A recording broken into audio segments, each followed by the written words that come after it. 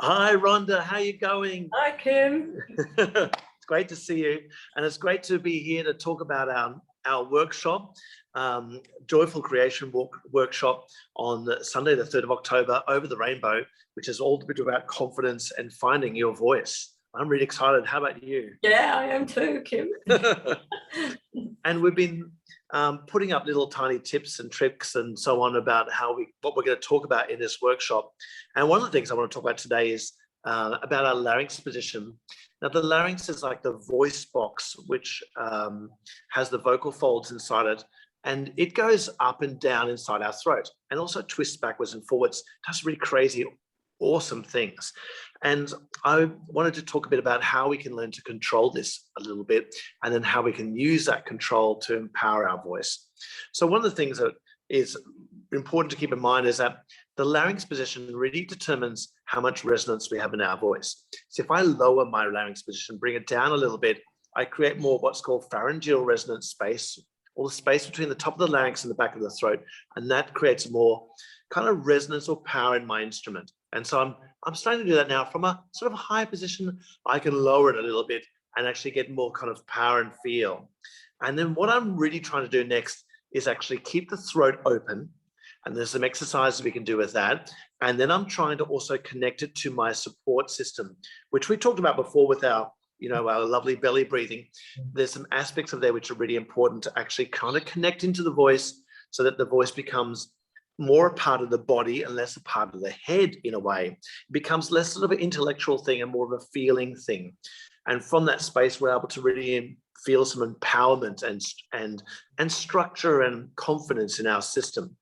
And so I talk about that while Rhonda talks about how you can actually connect those together. Yes, that's been such an important thing for me, Kim, in my lessons with you. When I'd go to sing or speak, if I was nervous, I go, ha, and my voice would lift. Yeah. Lift up and wobble. So just the grounding, like I did the other day with you, just the breathing into the belly was so important. And for me, a key to that was connecting down into the earth, so pressing my feet into the earth. What happens when the feet press into the earth? There's an arch in our foot that's like this, and then there's the arches, like the Roman arches, those bridges that they used to build, where the stones came together, and the last stone that was in place was that one in the middle.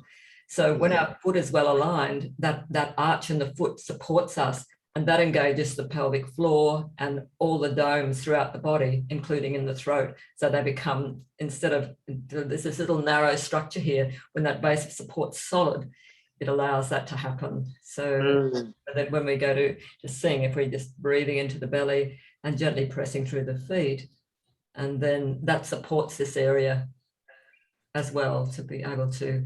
Yeah, that's so amazing. Yeah. I remember the difference in your voice when you connected it up. It's so incredible. Yes, I think I was very nervous, with my journey with the voice, a lot of it's about just learning to let my feelings out instead of holding them all inside. And I can see that with lots of clients, and I think the singing does that. I used to go to the choir and cry half the time, singing all these beautiful songs. So if you'd like to know more about how to find that power in your own voice, we'd love you to come along to our workshop on Sunday, the 3rd of October, Joyful Creation Over the Rainbow. And you can book by booking. Thank you very much. Yeah, that'd be lovely. And we'll see you then. Okay.